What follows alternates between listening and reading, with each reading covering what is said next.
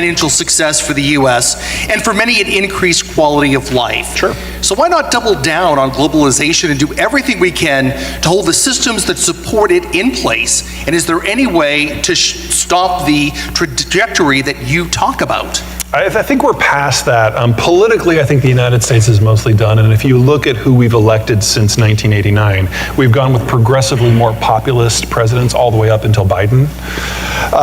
But the economic issue, I don't think is sustainable anymore anyway. It was one thing when we did this in 1945, because everyone else in the world was basically wrecked, and our economy was bigger than the rest of the world put together.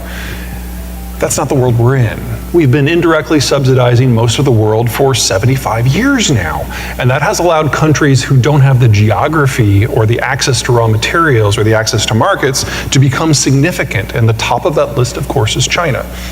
So if we could do a share and turn back some time and go back to 2001, there was a moment under George W. Bush when we were trying to basically, it's going to sound a little jaded, but beat Russia and China into shape and say, you know, the Cold War system is over, we're entering a fundamentally new era, we need to renegotiate the terms of globalization, and if you do that, great, we're all in this together. And if you don't, we will bury you. And then 9/11 happened. And we got a little distracted for 20 years. And in that time, we maintained enough of the structures of globalization that all these places that had poor geographies kept growing, and now collectively, they're twice our size. We can't subsidize things of that size. Unless, of course, we want to spend all of our national blood and treasure making sure that China is the unassailable superpower. I don't think that's going to fly. Peter, our next question. Do you think declining demographics in the developed world is our #1 security issue for the United States? No, because you remember ours, right? Ours are pretty good. I mean, we're still aging and we still have these distortions when we go from the big boomers to the small Xers to the big millennials to the small Zers. But these are problems we can manage over time. In addition, we are partnered with Mexico, which has the healthiest demography, not just in the rich world, but in the advanced developing world as well, better than India, better than Indonesia or Turkey. And so if there were two countries that were better positioned to do well, it would be those two. And the fact that they're already linked together in a trade deal, I mean, there are a lot of things about Donald Trump I was not a fan of. NAFTA 2 was freaking brilliant, and it's done. It's embedded into the system, and this political sniping that we see around the world in our own country doesn't really apply to NAFTA. I mean, Biden and the Mexican president, AMLO, they loathe each other, personally, professionally, ideologically, and they just got done with the Three Amigos Summit. It was the most successful summit we have had with NAFTA since 2006. So this is a relationship that works, and no one else has something like that. So will I mourn Europe when it's gone? Yeah, because that's less than 20 years away. But time isn't gonna stop. And courtesy of none other than Donald Trump, we now have a multiracial future of cooperation. And that just feels weird. But that's where we are.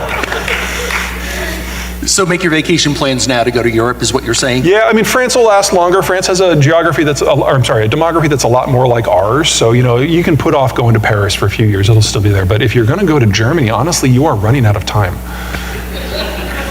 Sorry. I'll stop at a travel agent tomorrow on the way to the BMW dealership. Or maybe on the way back. Even better, yeah. Even better. Is Northwest Louisiana's heavy dependence on oil and gas a plus or a minus for us in an economic development sense? As long as you think of oil and gas as a source of income as opposed to a source of electricity, it's a negative, because you're kind of going to get that whole, the Dutch disease, where you're over-dependent on one specific thing that's cyclical in its demand. But if you use it to do other things, well, holy crap, there's not a whole lot of sectors that you couldn't go into. The biggest problem that you guys have is you just don't have another population center that's near you. And that makes it really difficult for you to synergize and achieve economies of scale. And that's why I think you should go into processing, because you have something here that is bottled up. And so for you, and mostly only for you, it's at a cost structure that no one else can match. You should use that. Peter, our last question of the night. With our relationship with China waning, how can Shreveport and the area benefit from the return of manufacturing? I'm not saying you shouldn't try, but you're going to be a very small minnow in a pond that is not close to you. And that's a very risky proposition. So will there be niche things that you can expand into? Sure, but I don't think you're going to be able to do it at scale. But if you build out the things that allow manufacturers to function, you will be absolutely indispensable. And it was far better for you to own Texas than the other way around. Let's end it with one last question. Is the United States, are we going to be all right in this global economy? We're going to bitch and we're going to moan, but we're going to be fine. Let me go through this one group at a time. Okay, baby boomers, they're retiring, but they are going to have the voting capacity to make sure that no one takes away their benefits for at least another 15 years. Damn it. Gen X, small generation, we're now the capital providers. One of the reasons that the baby boomers have been a little bit stressed out and very willing to vote themselves benefits is their money has been out competing, it's been oversupplied. The rate of return has been really low. That's going to reverse with Gen X. So Gen Xers that are able to invest are probably going to see the biggest returns in financial history for the next 15 years. It will be a fight to make sure that the government doesn't take it, and the boomers will try. Don't let them. Millennials, a little late to the start, but they're now having kids in numbers. They are literally the future. And the millennials they've got a lot of negative connotations, and I could talk for an hour on that. Let's focus on the positive.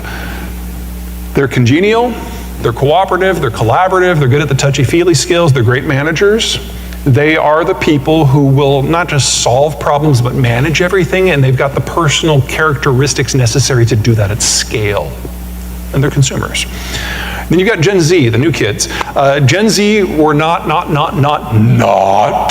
millennials.